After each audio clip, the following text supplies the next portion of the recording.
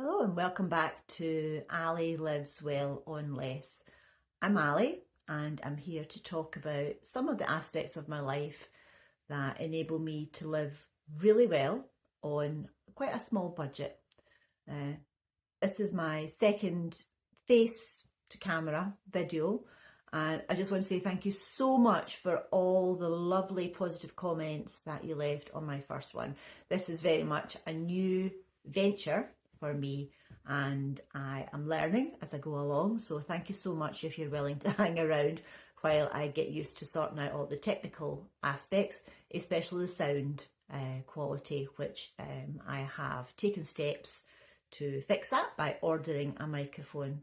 It hasn't arrived yet, so please bear with me today, and I hope that the sound is good enough for those of you who are watching this. So thank you so much. Today I thought I would talk to you about 6 frugal tips that I stuck to while I was working out how to save money, build up a savings fund and work towards early retirement, which is the primary focus of my channel, is talking about how I was able to retire early or earlier than I thought I would be all those years ago.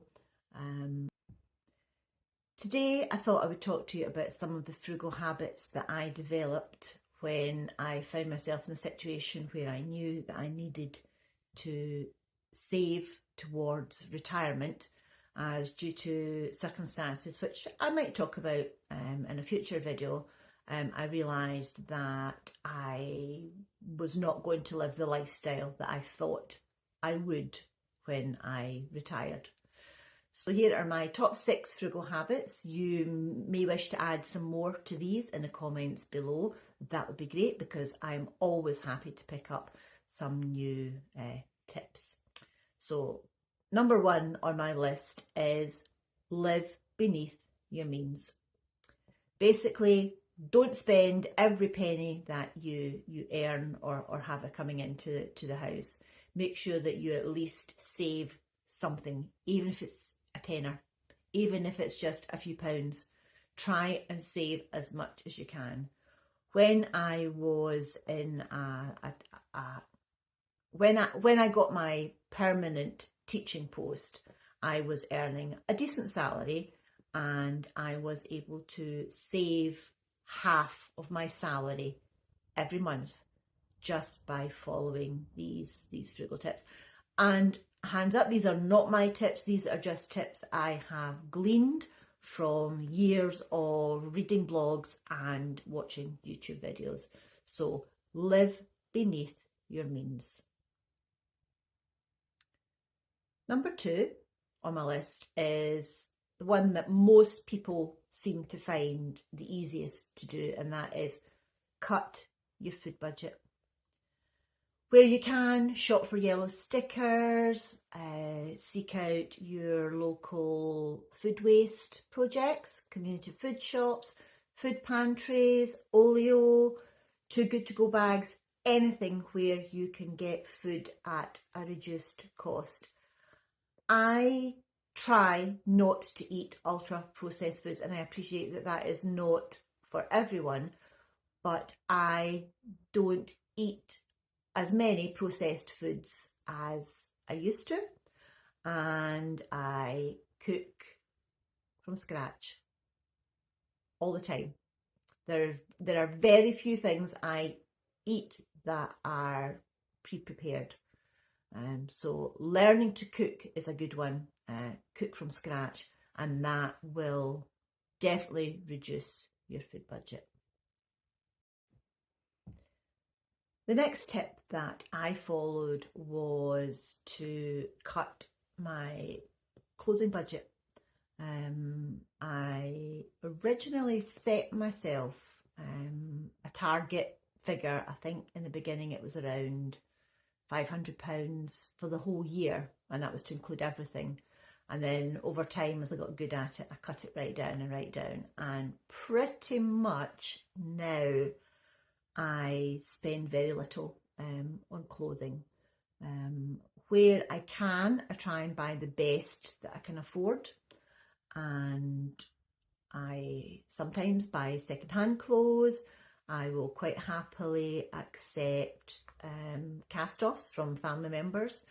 I am quite happy to mend clothes, adjust sizes. I can sew a little bit. I have a sewing machine. I can make clothes, although I haven't done that for a wee while. That's something I hope to get back into. And I knit, so the hope is that I will be able to knit and sew my own clothes going forward. But originally I just stopped buying clothes, and I made sure that what I had, I made it last. I looked after it, I mended it, I repaired it, I didn't wash it too often. Next tip on my list is to research every major purchase that you make. So if you need a new washing machine, make sure you check all the online sites for the best deals, the cost of delivery, will it take away your old appliance. Make sure you know where you can get the best deal for what you want. And I have also found it's quite useful to just sort of just keep on top of current pricing, so that if you find yourself in a situation where you have to replace a broken down freezer really quickly, then you're not just going to rush out and buy the first thing that you can get delivered tomorrow. So you need to sort of build up you build up a database of knowledge of prices and sizes and things like that. So don't buy anything without researching it first, has really helped me along the way. My next frugal tip, I think we're up to number 5 already, is just stop buying stuff. It's not rocket science, just stop buying stuff. I don't particularly enjoy shopping, as in physically going into a shop and buying things. I find no pleasure in just browsing or looking at stuff. So that was a relatively easy one for me to follow, although I did have quite an online shopping habit. So basically, I just stopped.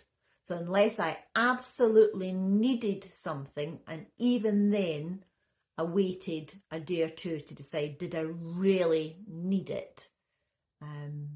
And then I would buy it if I had to, obviously having researched my prices. And that really did contribute hugely. It was only when I looked back at the numbers, it contributed hugely to the amount of money I was able to save. So going back to tip number 1, live beneath your means and save as much as you can.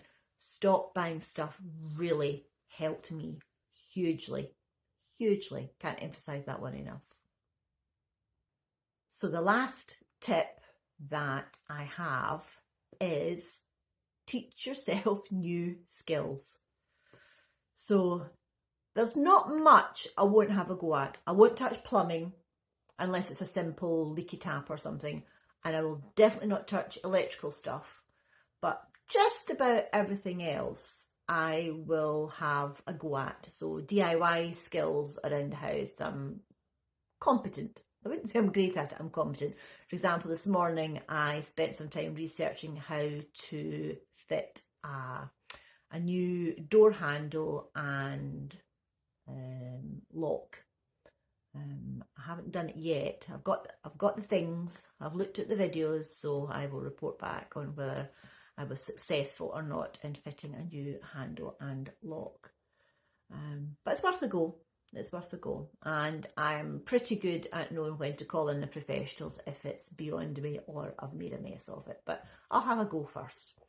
As I mentioned previously, I knit, I sew, so I can make curtains, cushions, clothes, I can turn my hand to most things in the garden. I do have an allotment, but I'm not entirely sure if I'm going to keep that going or not. But I can grow food, I can grow flowers. I used to keep chickens, but I'm not allowed to in this new house, so I learned how to look after chickens. It's also good for your brain to learn new skills, as evidenced by me starting a YouTube channel talking about my frugal lifestyle and early retirement. So teach yourself new skills is a good way to save money, and it also adds to your quality of life, being able to do things. One of the things that a young colleague, asked me recently when we had a bit of a get together. She said, "Oh, you don't mind me asking, but what do you do all day?" So yeah, never busy, always learning, always mucking about with some new skill. It does add to your quality of life. So yeah, try a new skill. I hope these tips have been useful to someone, somewhere, anywhere. I certainly learned a lot in the early days of my frugal journey just from picking up tips here, there, and everywhere. So if you've got any to add, you could stick them in the comments below and we could get a wee conversation going about our top tips and how we save money and still have an abundant life, because that is the aim of the game. I'm not here to wear a hair shirt by any means. I have a full and rich life, and I wish that for everyone who finds themselves on this frugal journey. So I'm going to say my favourite bit now. Like, comment, subscribe if you liked what you hear.